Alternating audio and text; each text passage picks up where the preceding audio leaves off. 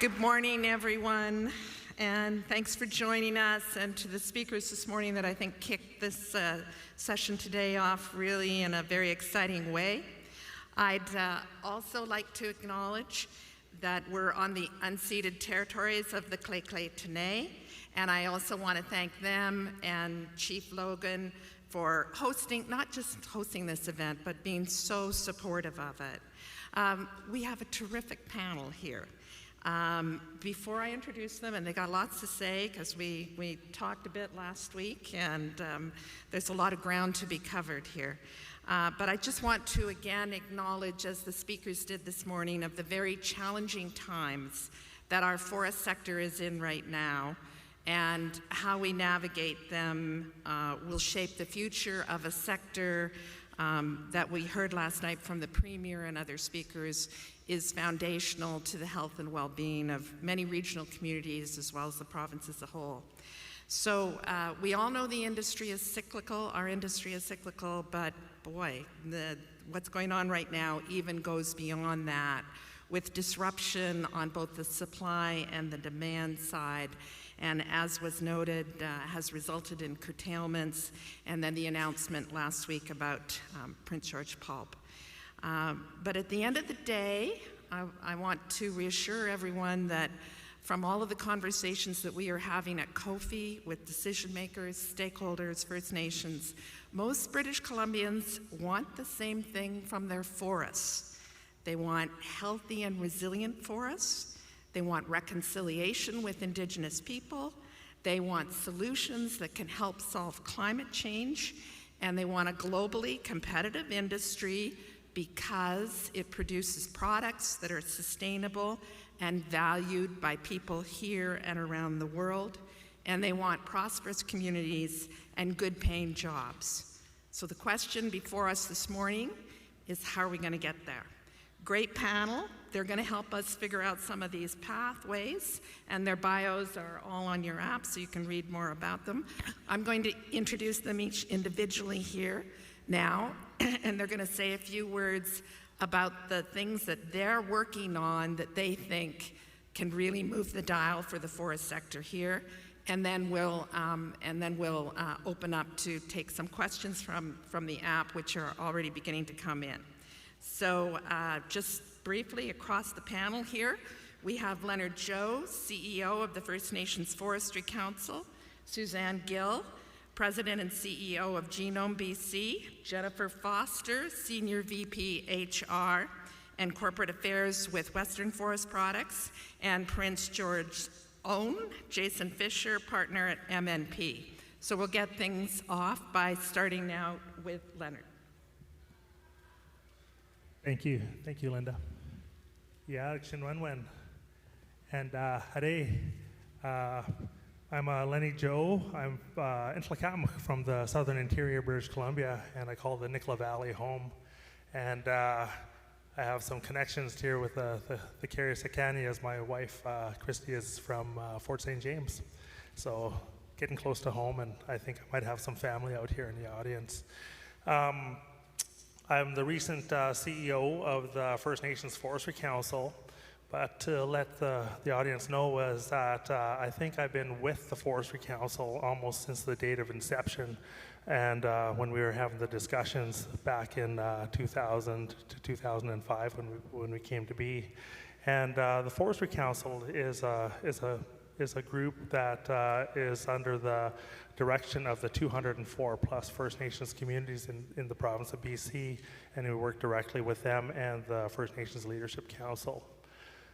The role of our organization actually started back in the early 2000s to deal with mountain pine beetle and how to get a voice and get a seat at the table with the province and industry on how to address mountain pine beetle. And at that time, we already knew that things were going to change. We knew that things were going to change out in the forest as we started seeing this epidemic grow. And so it's something that we've been with the province now for quite some time. You think of prior 2000s when we were just starting to gain some footing in the early 2000s, it was really just a lot of woodlots and not much tenure, not much other investment in the forest industry. But if you look over the time and you see where we've come, you look at the acquisition of tenures, but not only that, but the investment into harvesting, silviculture, logging, and trucking, as well as relationships with the major licensees and small value-added plants. We're here and we're very much involved.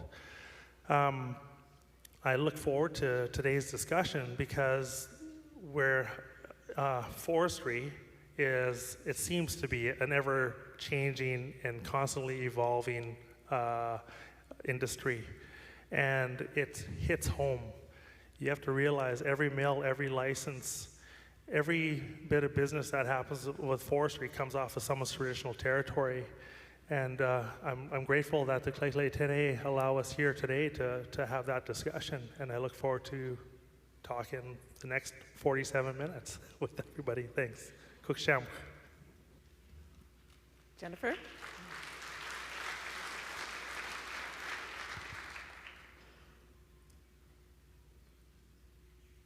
you there? I'm here. Okay. So thank you, and I'll add my voice to thank you to the welcome to the community here in Prince George, and I'm really pleased to be here representing Western Forest Products. For those that aren't familiar with Western, we operate on the coast of British Columbia, mainly on Vancouver Island and in the Pacific Northwest, and we employ over 4,000 employees. We're a premier supplier of high-value specialty forest products globally through our 11 manufacturing facilities.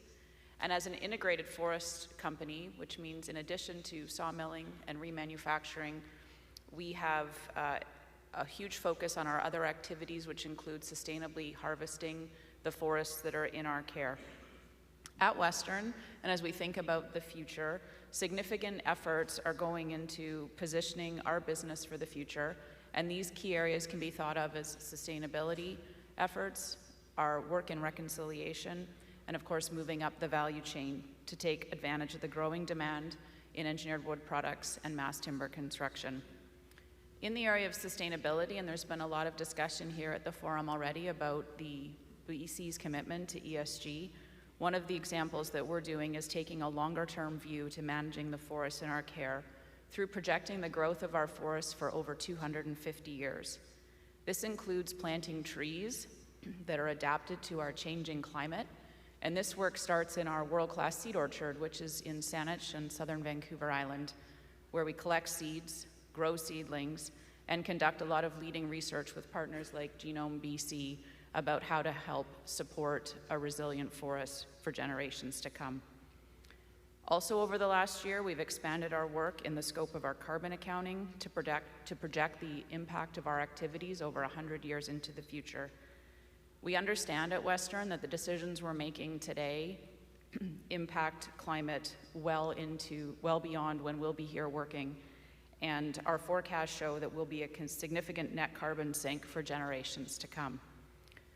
With respect to our efforts in reconciliation, at Western we recognize that the future of a healthy and prosperous forest sector hinges upon forging real and mutually beneficial relationships with the First Nations on whose traditional territories we operate. These partnerships are critical to the long-term sustainability of the sector, to our ability to deliver strong environmental stewardship, and to create economic benefit for the communities where we operate. At Western, our partnerships vary. We have limited partnerships with shared financial interests. Also, we have partnerships where we're combining tenure for joint forest management. One particular example that we're particularly proud of is with the Hawaiiat First Nation in Port Alberni on Vancouver Island, where we have jointly established Sawakan Forestry, and it's a forestry limited partnership that manages the assets of the Tree Farm License 44. And lastly, I'll just quickly touch on the importance we place on shifting to higher value products.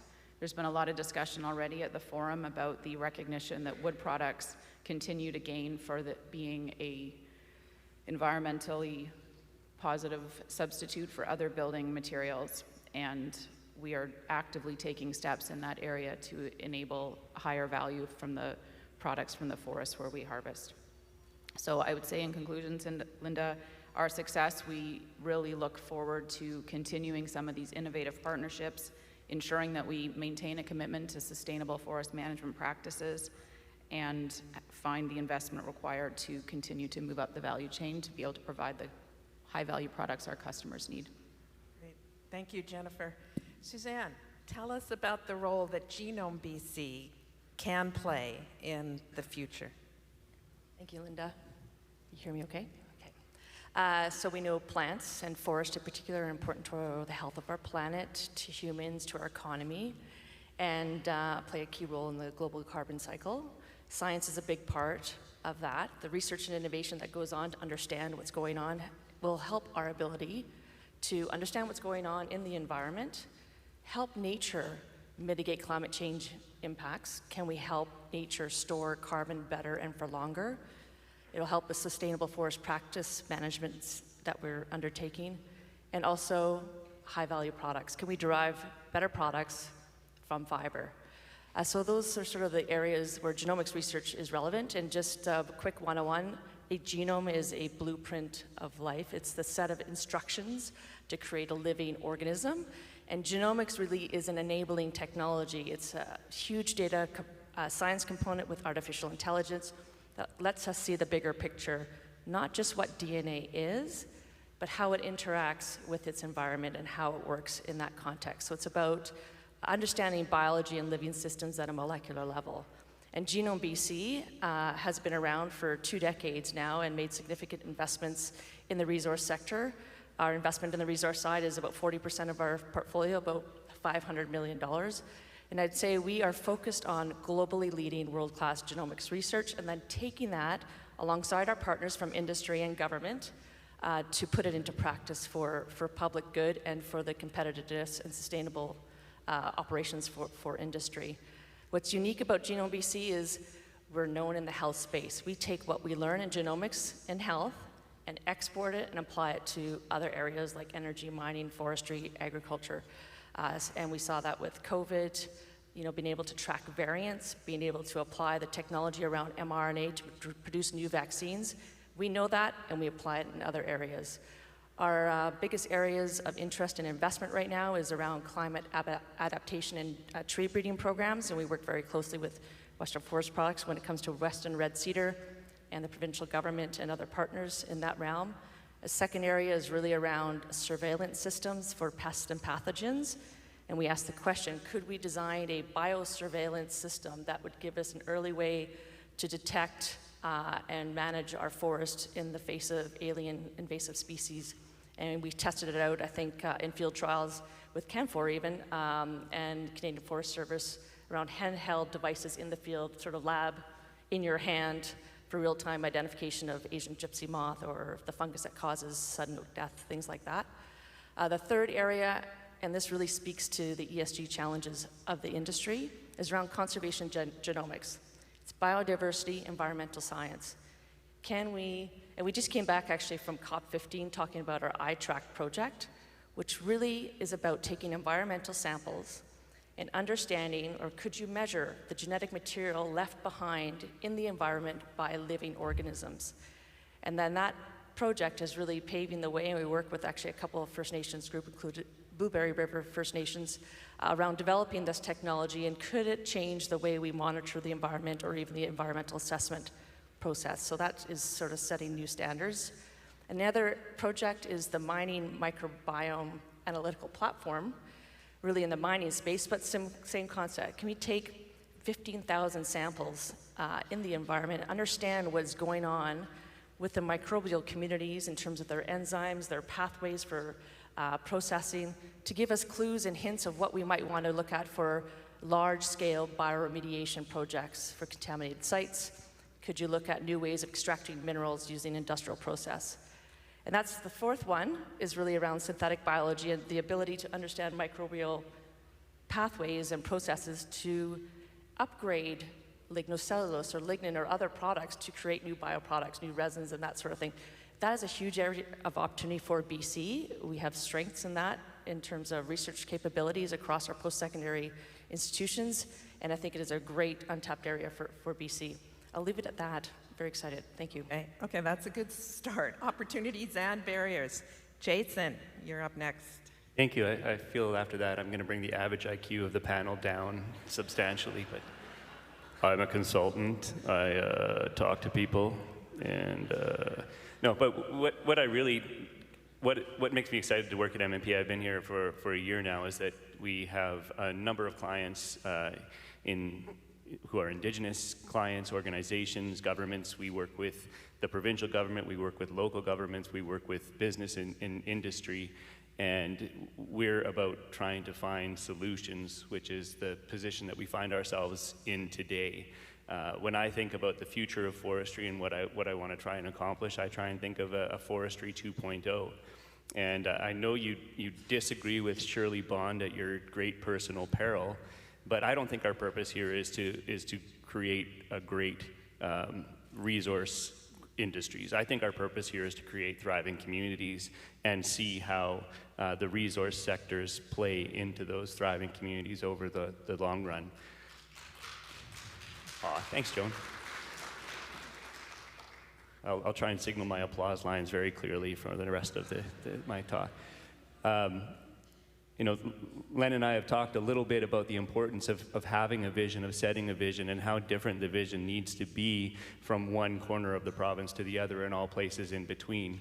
I think if we're focused on the past and even focused on the present, we miss opportunities. And where we focus on the future and actually try to define for ourselves what success would look like, that gives us the ability to then kind of reverse engineer back to the present and say, what are the things that we need to do today to get us to that future that we all want to have?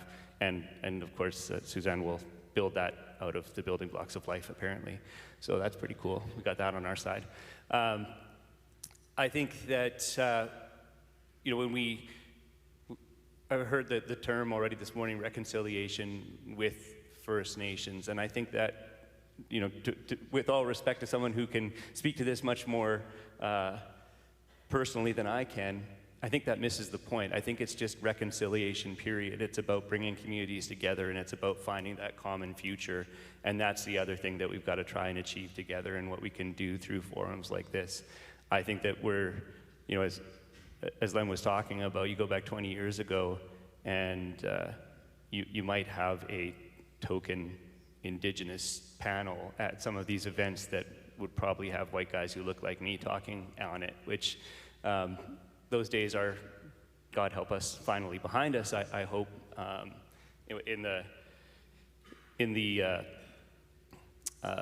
disability space, they talk about, you know, nothing about us without us, and I think that applies no matter which part of the population you're talking about, whether you're talking about the rural population, whether you're talking about the Indigenous population.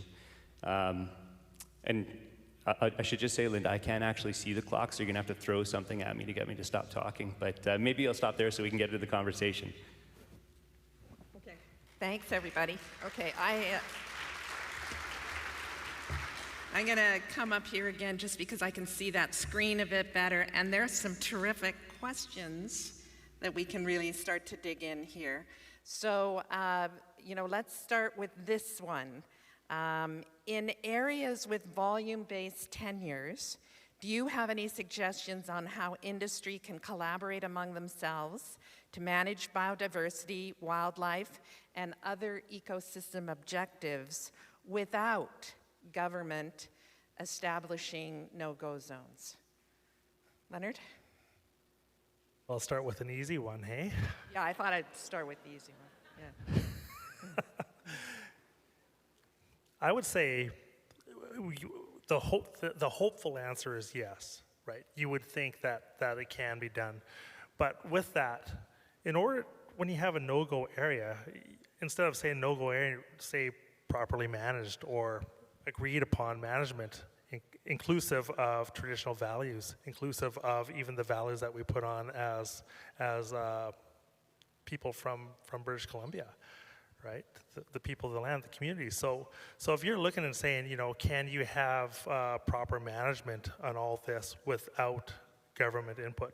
The only reason it is there is because it's the list of things that we've already agreed upon to protect. And so It's definitely a tough question because all of British Columbia is area-based management in some way or another, right? So my answer would be that I'd love to say yes, and so with that, we're always flip-flopping from professional reliance to acts and regulations, and being the I's dotted and T's crossed, and the last decision from the province. So this is something that could come into the table. So this is something that I can have the discussions on and saying, how do we properly manage, and how do we all take on the responsibility to properly manage the land that we call home? Chuck, thank you. Okay. Jennifer? You know, Western has area-based area-based tenures, and you're working with First Nations, you're upping your game on biodiversity and climate. Is that a better way to go here?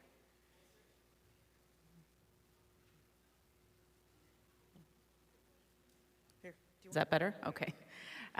Certainly, much like Lenny, and we were talking about this outside this morning at Western, our answer is a very strong, hopeful yes. And one of the things that we've done as we think about how do we manage for the future is we've started what we've called integrated resource management plans, where when we start that 250 plus forest planning process, we are working with the partners in the traditional territories where we operate to get on the table early, before that even starts, what are some of the values that need to be integrated along with the science management that our foresters bring, and making sure that we are collaboratively planning in a way that is meets the conditions of UNDRIP. And so from our perspective, that's been some really groundbreaking and a step change in the planning process over the last couple of years, and something that we're committed to continuing. And we're very hopeful that that'll be the future of planning for us. Okay. Jason? Area-based versus volume-based, or is the volume-based approach a handicap for the future here? Yeah, I think I'll take my own advice and kind of start in the future. And where I think we need to get to is that we're not just looking at timber flow, obviously, we're actually looking at ecosystem function across broader areas, and we're managing for ecosystem functions. There's a variety of services that we expect the ecosystem to provide for us on a regular basis, and sometimes we take them for granted. The issue of no-go zones is one that concerns me today and more deeply into the future. Even if we were to stop using fossil fuels tomorrow, we have about 50 years of global warming baked in, and we're already having difficulty managing for things like water and soil in the current climate crisis that we find ourselves in. That's only going to get worse, and it's going to be amplified in northern regions relative to southern regions. So Canada is going to have feel a bigger impact from the future warming than other areas will. And I think the question then becomes, what are we going to have to actively manage for across the landscape to ensure that we're getting the things that we need and expect from the environment? I was talking to a couple of hydrologists yesterday regarding a panel that I'm on a few weeks from now. And, we may be flipping the notion of riparian zones on their head. It's traditionally been, don't operate anywhere within a riparian zone of whatever that appropriate buffer is. But when we're looking at protecting water supplies for communities in the future, we may be saying, what is the plan to go in and intervene for the 200 meters around these major water systems to ensure that they're less subject to fire, that we're introducing deciduous back into them, that we're managing land where trees are dying and soil could slump into our water supplies. So I think forestry in the future, in my future that I envision, is primarily an ecosystem service first, that we're there to maintain the proper functioning of ecosystems. And as a result of that, we get to create products from the only solar-powered building material on the planet. We're making better products than we ever have before. We're managing for wildlife and recreation, and we're creating opportunities and thriving communities where the forests are located. Answer to that question from the panel we have here today is maybe we have to move, it's not so much about managing on an area basis or a volume basis. We've got to move to managing for functions and values. Okay, next up, good question here about how do we attract more young people into our sector? You know, those Gen Zs, how are we going to get them involved? Maybe the mayor's soon-to-be grandchild is a little bit too young. But, so I'm going to ask Suzanne, because she's working in forest tech, and I know we find at Coady a lot of interest among young people in forest tech. How do we build that up and get more involved, Suzanne? Yeah, great question. I mean, I think it's not just a challenge for this industry, it's across the board. But I think right now, particularly around the resource sector and forestry, there is a huge appetite in our younger generation around social justice, around protecting the environment, and we should harness that for good. So all of the work that we do, particularly at Genome BC with industry, generally has not only better data and information around what's going on at a molecular level, the genomics piece, but is also thinking about if we were to put this into practice at scale, what could it do for public good?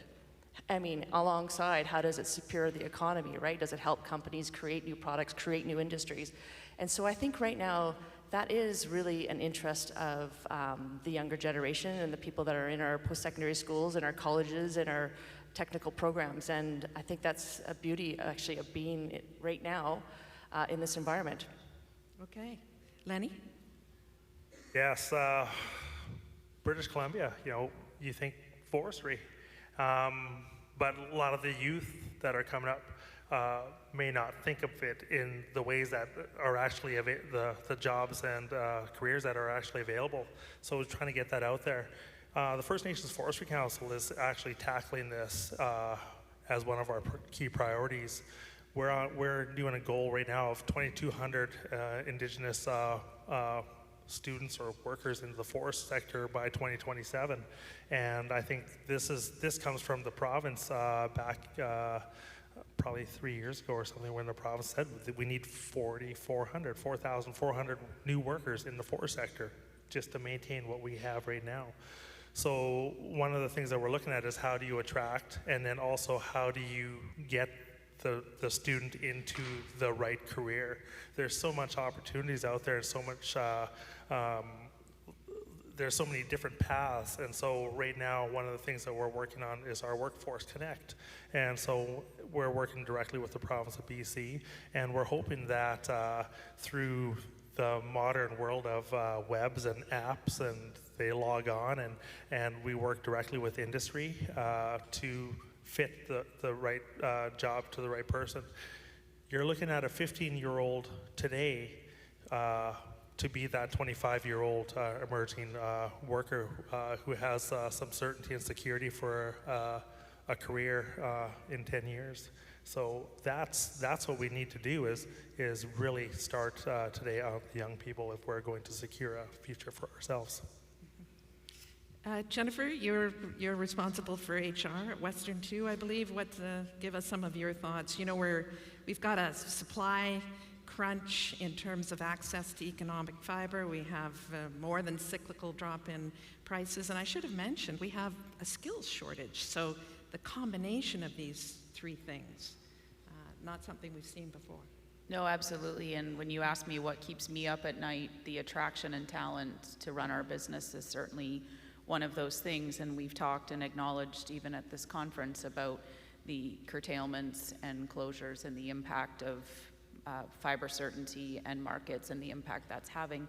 But even in the light of that, we're struggling in some areas to be able to have the talent in the short term to run operations optimally. I think it's not a problem that is unique to Western for sure, particularly in the area of skilled trades.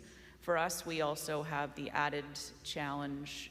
I know affordability is a challenge everywhere, but we operate on Vancouver Island, and the cost of living has skyrocketed there over the last 36 to 48 months. And so attracting talent from other communities is really challenging. So I think about it as the long game, and I like the question, how do we get young people into the sector? I think we have to promote the technology and the technological jobs that are available. and as well really tell a better story as an industry and in partnership with our communities, with government, with our labor partners around the great careers that are available in forestry. And I think a lot of the narrative in the public sphere over the last little while has made people nervous potentially about going into the sector, and so that's something I think collectively we can do a really good job at challenging. Yeah, so building more predictability around the future. Nobody gets a free ride on certainty in the world we live in anymore, but predictability, that longer term security linked to sustainability. Here's the top question. Also, I'll throw it out to the panel. Maybe Suzanne, I'll start with you. Can we modernize forest management without impacting rural communities? And I guess I'd add a codicil. If there are going to be impacts, how do we handle them equitably? Go take a run at it. Come on. So, I mean, just from the science side of things, I mean, we're in an era where power is in data and information to provide insights into how do you go about sustainable forest management, or even understanding what conservation practices need to be put in place. And I did actually like that notion of, it was in our opening remarks, breaking down the silos between industry, government, post-sex, and even across industries is a huge learning opportunity. And I think there's clues around what we might consider in terms of a systems approach with new information, new ideas that are not traditional today that we need to consider. So with an open mind, that may influence the way you manage a forest. And I'm not sure, Jason may have other thoughts on sort of the impact of rural communities, but I think our world is smaller in some ways. We have access to information at our fingertips all the time.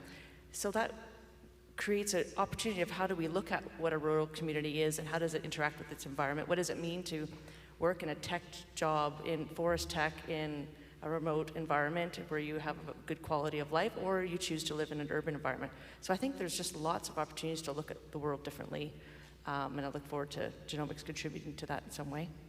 Jason? I think you could spend a lot of time talking about what the word modernize means and what the word impact means in that question. And if you're just looking at the question itself, of course you can't do that without impacting communities, and communities are impacted all the time. And the question is, how do we involve communities in forming their own solutions, in creating and recognizing that symbiotic relationship that exists between businesses, between communities, between the natural resources, and how they all come together. So I think you'll find this about consultants. We only have 3 ideas and we keep repeating them, but the nothing about us without us applies to communities as well. How do we have more discussions about what the future looks like at an appropriate level where those communities have a say, and let's make sure we're identifying the community properly, because although obviously we have special responsibilities to Indigenous communities in recognition of the hardships that's been foisted upon them over the last 150 years. But the future we're not going to solve things if we don't bring the neighbor communities along with that, and if we don't view reconciliation as a group project that we're going to do locally. And so, getting the right communities together, getting them involved early in the discussion, making sure they understand the implications of decisions that they're making, and then empowering them to make a difference in how those decisions are made, I think are critical elements. Lenny? Yeah, it's the one thing that the audience should know is that the forest and the forest network is actually quite small. I know Jason, right? I know Jennifer. I've just met Susan. I got a feeling I'm going to get to know Susan a little bit more, just with where we're going and where we've come from. So these discussions are happening. When you're talking about modernizing forestry and you're talking about impacts to rural BC, that's what's been happening yesterday, last year, 10 years ago, 20 years ago. We've always been modernizing, and we've always been impacting the rural communities. So now, I liked what Jason said, getting the people to the table to actually have those discussions. Indigenous people we haven't been at the tables really. We just got here. And now we're looking and saying, okay, if you've got some, you're either an investor or you're looking for an investor in your small community. You're looking at being able to survive and grow in a healthy way. You want good schools, you want paved roads, you want a hospital. We also need that. So it is the together thing, and how do we move forward and find the solutions to survive? Well, we have to modernize. Someone said, diversify tenures. Get a lot more tenures out there so that we can have not just single source decision makers on whether we log or not. Well, 25 years ago, we used to have 10 times more tenures in our communities, but we modernized. And we effectively created a monopoly of decision makers that are international, But there's also pluses that come with that, investment into our communities and growth. So now we have to look and find those balances of what is it that we need for our communities today, and have an effective plan for certainty on not just economics, but we're looking at environment, and then we're looking at our social and cultural values that fit and make our communities what they are. And so having First Nations at the table, the Indigenous communities hold the corporate memory not only for our people and our cultures and values from before contact, but we also have the corporate memory of when we first made contact. We have new mayors, we have new councillors, we have new businesses, we have new people and families that come to the rural communities. And they come with some great ideas, but they may not have the corporate memory of what is needed for that land. And so now we can have these people in the room and we can actually work on this together, because it is all our, this is a problem we all need to solve. There was a question up there too about the exit or the packages that are being put together for workers that are impacted by the pulp shutdown here at Canfor in Prince George. There was a question around taxes. I don't think we are the group to answer a question around taxes, but we're with you on that.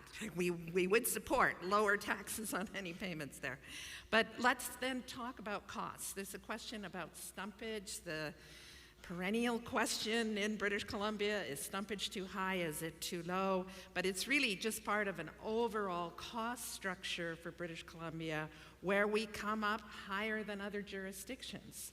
So whether it's about stumpage or another aspect of it, what are our opportunities for driving down costs? Now, I have to tell you, I have a Gen Zer on my staff who thinks we could reduce $20 a cubic meter in planning costs by digitizing using AI permitting processes. Okay, so $20. Who wants to take that one? Maybe I'll start because I have less skin in the game. Are there any Americans in the room? If so, could you just... I think we've got to go back to the table and figure out what it is that we're trying to do with the stumpage system. The MPS system was put in place largely to try and placate the Americans following the last lumber dispute. And although we've got reasonable duties, not significantly higher than, the all others rate isn't significantly higher than what was being paid during the last agreement. We have to accept the fact that we're never going to stop the Americans from suing us over whatever they want to do regarding trade disputes. It's just the way that their system is set up to allow their market to use their government to beat up on their international competitors. So if the stumpage system isn't to placate the Americans, is it to generate revenue? And there again, like what do we mean by generating revenue, and generating revenue for who? So if we're looking at trying to potentially create opportunities for tenure managers that don't own mills, where is their opportunity to participate gainfully in that, including First Nations? Obviously, there's the benefit sharing agreements that exist for some nations, but not all nations have them. Not all nations want them. How do you actually create a viable business that's based on making the right management decisions around forests? Because the stumpage system doesn't necessarily incent that. So, that's an element of it. And there is an element of it that says, yes, there's a value to trees standing out in the forest. We know that, we respect that, but there is value that can be added. We hear about value added all the time, and the first value that you add is by going out and laying out a cut block, and then you add value by cutting the tree off the stump, and then you add value by moving it to the road, and you're investing in every single piece of timber along the way. So,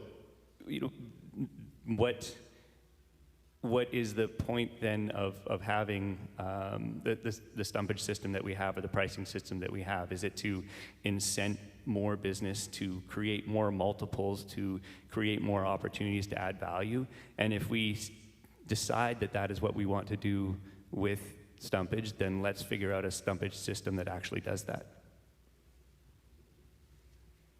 Lenny? Jennifer? Thank you for the gentle clapping. I gotta sit with Jason more. And we've talked about it too, Jennifer, is stumpage. It is set by the market pricing system, MPS, and there's a reason why we do it. But is the formula what works? One of the things that happens is your build per cubic meter as something crosses the scale, right?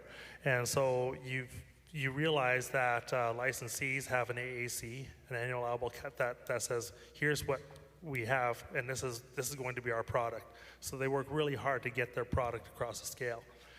You take a look at that, and so you have waste and residue out in the forest, and that may or may not be utilized. We don't have a formula that can effectively utilize all that is harvested. And so you take a look at our program and say, okay, so now you've got, and why is that? Because of stumpage. So now you're looking and saying, we're looking now and saying, we're very short of fiber. I liked it. I was at, I sit, as Indigenous people, we're at a lot of different tables. And I actually sit as a board of director with the ILA. And we had a meeting just this past weekend because we have the same problems in the south as we have here in Prince George. And one of the discussions that we had was, well, you've got, the analogy was you've got a baseball size of volume available and a soccer ball size of employment machines and mills. And so how do you make that work? And so, you're looking at it, and so we say fiber utilization. There are discussions about how can you do stumpage and how can you create opportunities for man hours or people per cubic meter. We need to do that. We need to find out these opportunities. I had a short story that I was talking to a colleague this morning. I said in Merritt we were given volume. We had to, we don't have a mill, so we're market loggers. And so we get what we sell for. And we brought our elders out to the land and they saw the debris piles and they said, no, that's unacceptable. Use that fiber. So we started grinding it for cogen. And then we actually started utilizing top logs for the post and rail plant, and they're a man-powered post and rail plant with power saws, 23 employees. We started doing that. What happened? We're utilizing stuff that would normally not get stumpage, and the province found a way to add stumpage to it. We started paying $1.25 for something that we wouldn't be charged for. But we said as long as we can make 25 cents, or even if we lose 25 cents or $1, we're creating jobs. So those are the tough decisions and solutions that we do have to make. Jennifer? Yeah. Costs? Ideas on costs? Yeah, I'm not sure that I have anything more to add to the stumpage discussion. I think my colleagues up here have covered it quite well. But just if I turn to more generally the cost challenges that we have, and it's about, from my perspective, attracting investment to BC. And so this is an example. I think we've talked on this panel as well about technology. One quick example that comes to mind is we used LiDAR a couple years ago to fly all of our tenures and take a very specific forest inventory analysis using technology, so it's no longer having to send planners out into the field, which takes days and weeks. And so how do we build on some of that technology and innovation that we've used to reduce the cost structure that we have in managing the forest without detracting from any of the value of that forest management service that we provide. And I think this is a real opportunity, and we've talked a lot at this conference about the real opportunity for all parties to come to the table and come up with a solution. And the cost profile, particularly on the coast, is a real challenge. And so technology is a piece of it, but I could probably talk about this for a very long time. But if you have all parties at the table, you've really got an opportunity to make the business case for it, because you'll be able to share the benefits. Suzanne, do you want to comment on LiDAR? Is that like it Not came up at specifically. UBCM too, you know? Is there? I know what it is. No, I was just on a broader comment when it comes to research. I think it speaks to a bit to the cost issue and the challenges for, putting research on the table as a priority with a longer term view that it is an enabler for new solutions and new ideas.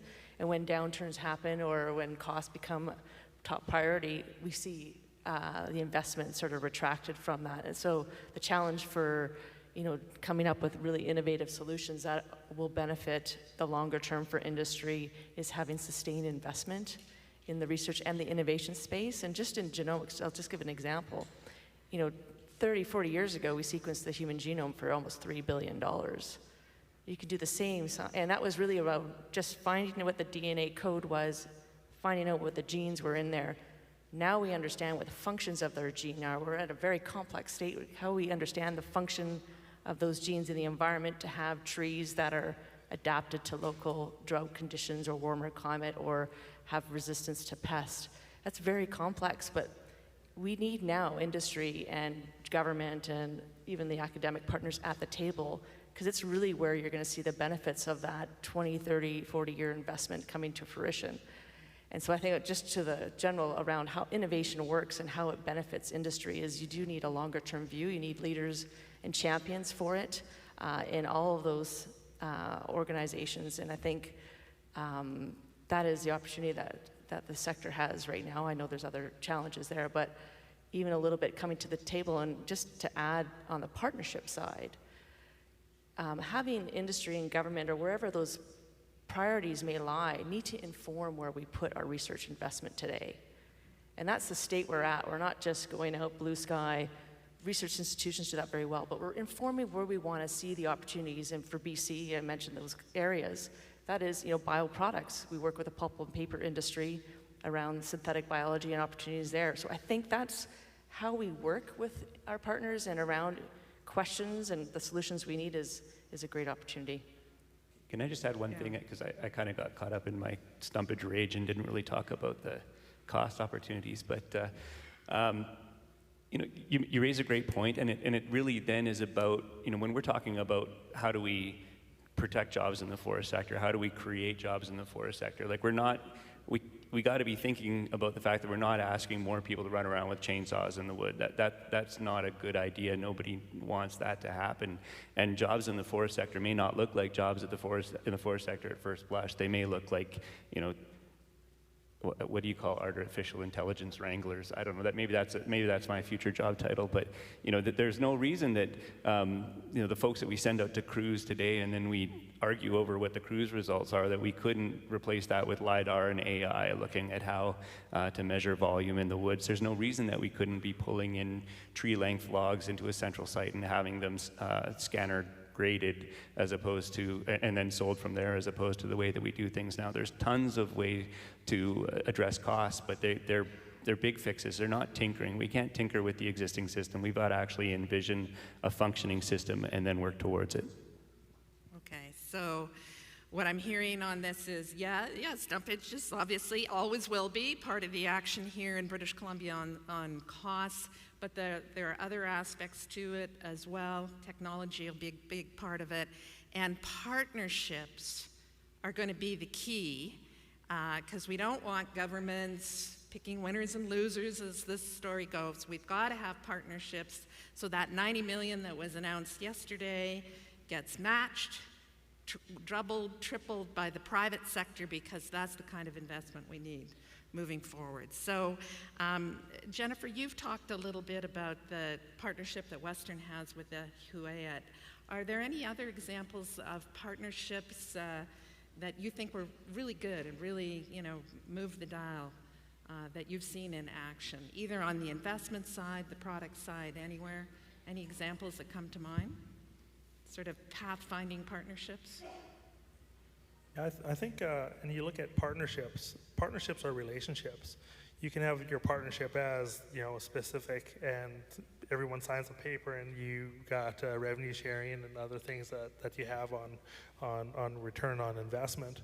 And so, yeah, there are a lot of different partnerships and that are happening out there in the Indigenous world. You have major licensees working directly with First Nations tenures. You have small community forests working directly with First Nations and blending of First Nations tenures and capacity. You have mills and breakdown facilities partnership with First Nations. So it's definitely happening out there, and there are these partnerships that are out there. And where does it start? It starts with the relationship. So they're already happening, and so I would say that the environment that we're moving into is pushing that even more so.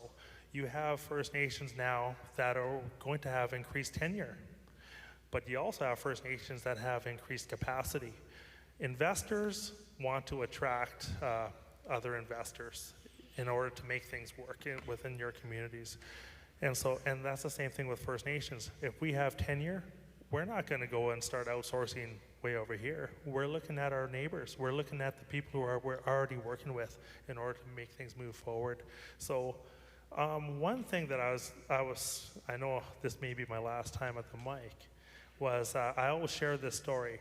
When I was a young lad and I was sitting with my grandfather down at the ranch, down at the Shack in Indian Reserve, he said one thing, and I'll never forget it, was he always said, he says, look after your house, look after everything that's in it. And he meant the land, the water, the resources. He says, know who the guests are in your house and treat them well, but don't let them move the furniture. And so the furniture's been moved around quite a bit. And there's a restructuring and a relationship that is being built of coming back to that and looking after the house. And the reason we look after the house and the reason we look after all the guests that are in that house is that because we need to move forward in a good way.